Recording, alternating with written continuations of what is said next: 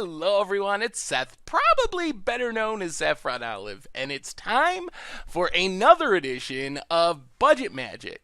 So, if you follow the Brewers Minute series here on the channel, you might know what we're up to this week. We are going infinite in a million different ways, in Standard no less. So this deck, I'm calling it Infinite Bantharmonicon, can make infinite mana, it can draw infinite cards, well, limited by the number in our deck, of course, and make infinite damage, all in Standard. It is super, super sweet.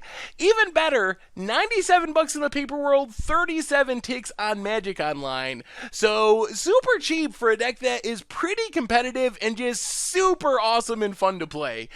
Anyway, a quick reminder before we break down the deck. If you enjoy Budget Magic and the other series here on the channel, it would be amazing of you if you could take a second, click that subscribe button down in the corner of your screen. It's a great way to support the channel and the site for free. So let's talk Infinite Bantharmonicon. So the key thing to this combo is Felidar Guardian and or Wisp-Weaver Angel. They're essentially the same in our deck.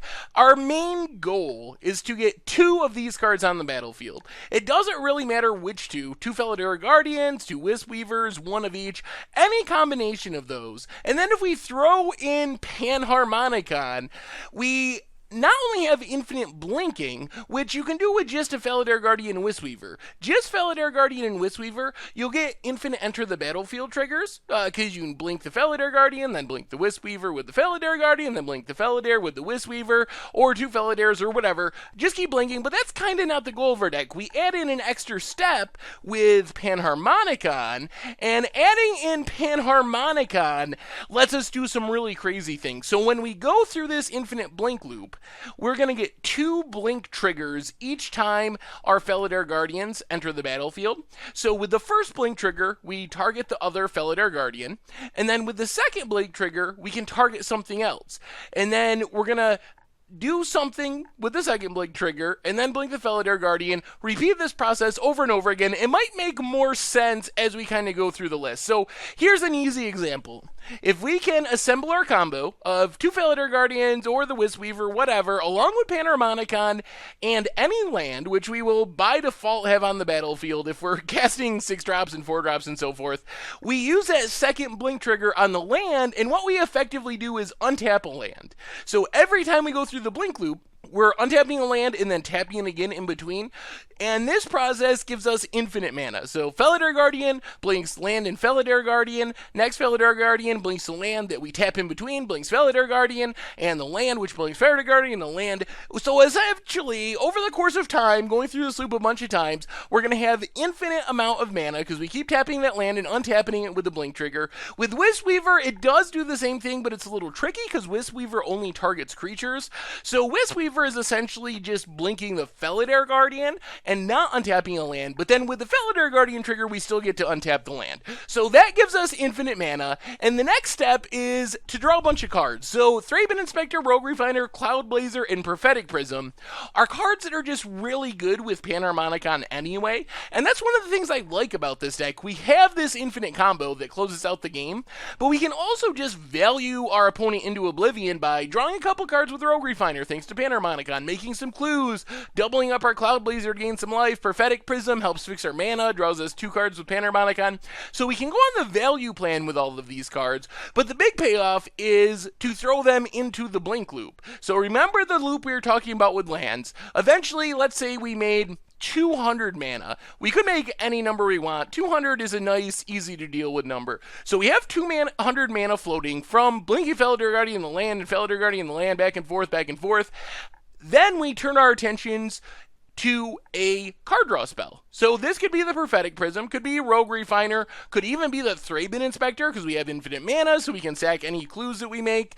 But we stop blinking our land with the second trigger, and instead blink something that draws us a card. We go through this loop a bunch of times, and the end result is we will draw our entire deck. Draw, draw, draw, draw, draw, keep blinking Felidar Guardians with the second trigger, Prophetic Prism, Cloud Blazer, whatever. Draw through our entire deck, and then the big payoff, we have infinite mana, our entire deck is in our hand, we have a single Walking Ballista. So Walking Ballista is super sweet in this deck. It's also expensive though, so I didn't want to play more than one of them. It wouldn't really fit under the budget, but it works really well as a one-of combo finisher. So the basic plan is we make all that mana, we draw our entire deck. Eventually, as we draw our entire deck, we're going to draw into a Walking Ballista, and we're going to have an infinite amount of mana floating, and then we cast Walking Ballista with X being equal to our opponent's life total, or greater than their life total, and then ping our opponent to death one at a time by removing counters. So that's the entire plan of the deck. Get that blinking going, draw our entire deck, infinitely big Walking Ballista to deal infinite damage to our opponent's face. And like I said, if something happens, we lose our Walking Ballista or something, we can also just use that mana to cast a whole bunch of stuff and have this huge board and beat our opponent down, draw a ton of cards, and so forth. So that is the backup plan, but Walking Ballista gives us a way to win with the combo without having to untap, and it doesn't require us to go into additional color. You could use some sort of big red X burn spell or something, but Walking Ballista is nice because it fits right into our Bant package, and we don't have to worry about another color of mana, and it's just a good card. I would play 4 if they were cheaper, just because it's a great 2-drop anyway. The rest of the deck has some pieces that are just kind of support pieces. Eldritch Evolution is really helpful with setting up the combo, so we get a Felidar Guardian out, we have a Servant of the Conduit, or a Rogue Refiner, or a Cloud Blazer. We can just sack one of our other creatures, get the second Felidar Guardian, and immediately go to the combo, and opponents don't usually expect this. Like, they are thinking, oh, they're going to get some value card, a Cloud Blazer or something, so a lot of times they don't expect us to Eldritch Evolution for this infinite combo, and it catches them by surprise, which is pretty sweet. Servant of the Conduit just speeds things up, allows us to cast our Bantharmonicon on turn 3, or our Felidar Guardian on turn 3. Pious Evangel gives us a way to make infinite life without Bantharmonicon. So if we have a Felidar Guardian and another Felidar Guardian or Wisweaver Angel, we use those infinite blink triggers and have a Pious Evangel out every time a creature enters the battlefield. We gain a life, so we can gain infinite life that way just by blinking the Felidar Guardians back and forth a whole bunch of times. Doesn't win us the game, but an infinite life that buys us an infinite amount of time to set up the actual win condition with Bantharmonicon. And then Stasis Snare is just a bit of instant speed removal. Good in a whole bunch of matchups. We want something that would be instant speed because of the Saheeli Rai combo. I don't know how important that'll be moving forward since the deck wasn't great at Pro Tour, but it's still just a fine removal spell. As far as the rest of the mana base, a bunch of dual lands, including Lumbering Falls, is kind of a backup win condition. Meandering River, some forests, some islands, and some plains. In the sideboard, Heroic Invention lets us protect our creatures. It doesn't necessarily work well with the combo because when we blink something, it's a new object. It's no longer hexproof and indestructible. However, it does give us a way to fizzle a targeted removal spell as we're comboing off. So one way an opponent can break up a combo would be as we go for the first blink of a Felidar Guardian to, let's say, Grasp of Darkness the Felidar Guardian. Well, Heroic Intervention comes down, counters that by giving the Felidar Guardian hexproof.